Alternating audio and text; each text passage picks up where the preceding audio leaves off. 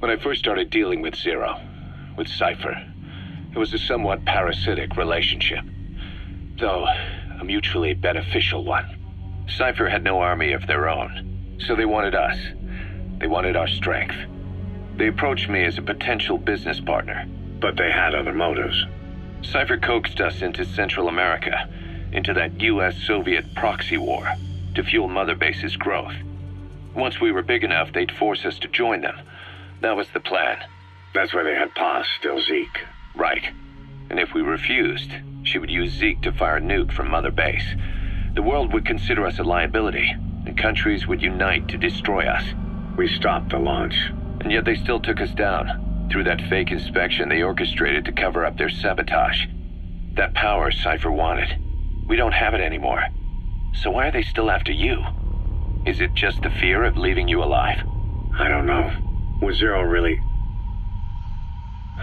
All I know is the man I knew wouldn't want this. What do you mean? We have to consider that it might not be Zero we're dealing with. We know virtually nothing about Cypher anymore. How big they've gotten, what they want, or even who they really are. Ocelot said the number of private forces is increasing, and they've modeled themselves after us. They're a far cry from the likes of us. But why? 9 years ago we made enemies of the world as a nuclear-equipped force, independent of ideology or state. Yes. Sooner or later the real UN would have stepped in. So why are they giving these PFs free rein? That's our fault too. What do you mean? What happened 9 years ago was a real problem for a lot of people. An organization as big as ours, with our facilities, was wiped off the map. Not an easy thing to hide. But if our existence came to light, so would the names of our clients. We had contracts all over, east and west, superpowers to banana republics, the lot. Our clients denied all association with the likes of us. They had to make sure things didn't blow up on them. But at the same time, they missed us. They really missed us. The demand for armies for hire was as strong as ever.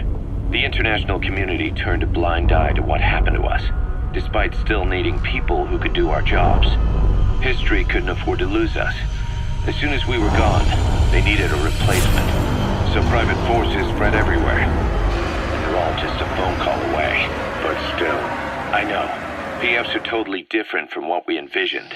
Nation-states, revolutionaries, terrorists. They have a lot of clients, and Cypher is one of them. Cypher stays anonymous, but I know their work when I see it. In the eyes of those clients, the world's PFs are all just expendable pawns. The clients don't have to worry about losing their own men. Nobody knows they're involved, and PFs are cheap. In short, the world is chewing up soldiers and spitting them out. Even some of the old Mother Base's survivors are still working for PFs. Some guys created their own smaller forces. Others were taken on by emerging PFs. Everybody's gone their separate ways. But none of them are living their dream, because they're not fighting with you. Of course, I tried to headhunt as many of them as I could for Diamond Dogs. It was all a waste of time. They said they weren't interested without you to lead them. But now you're back. And everything's gonna change. We'll unite all private forces under you, transcending nations and economies. What is a nation? Just a patch of dirt. The bonds among us will surpass nations, and that's what'll put the world under our control. We'll establish a new kind of country, redefine the very concept of it. Even Cypher will be below us, an extraterritorial federation of military nations, the United States of Force. Once word of Big Boss's return starts traveling, that'll be our true deterrent against Cypher. In other words, no one will dare to come gunning for you. How do you figure? Cypher lacks a large-scale fighting force. PFs are the perfect tool for them. But those PFs revere you, the legendary Big Boss. If Cypher killed you now, they wouldn't take it lying down. Maybe they'd even go looking for revenge, but they definitely wouldn't keep doing Cypher's dirty work, even if it put their lives at stake. That's why it's no longer a benefit to Cypher to get rid of you. The very fact that you're alive is our greatest defense against Cypher. Nice to know. It'll buy us some time while we get back to full strength. Just keep in mind that what I'm saying is generalizing a lot. In practice, the PFs around the world don't know your face. Just declaring that you're Big Boss won't be enough to convince them. And if they see you as an enemy, they'll come at you with everything they've got. Some hero. That's why you need to bring them back to Mother Base.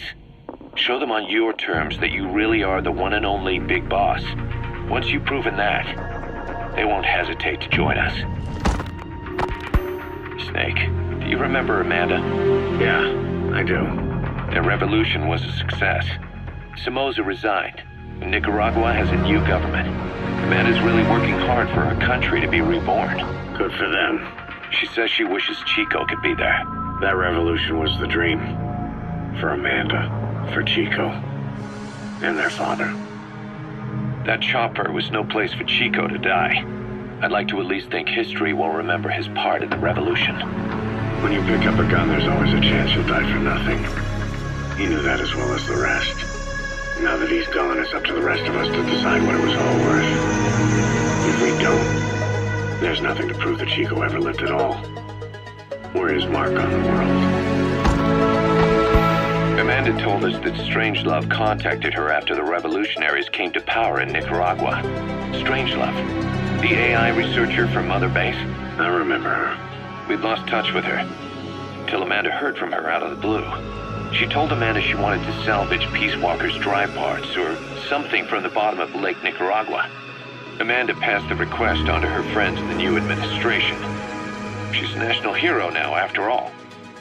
So Strangelove got a Soviet military aircraft to transport something to somewhere. But apparently the cargo wasn't big enough to have been Peace Walker itself. So what was it? Who knows? We recovered Peace Walker's nuclear warhead ourselves 9 years ago. What could Strangelove have been after? Amanda said she didn't mention what her reason was or where she was headed. Nicaragua is a socialist state now.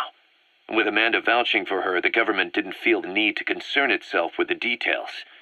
All Strangelove told Amanda was that she was going to continue her research, and that the rest was a secret.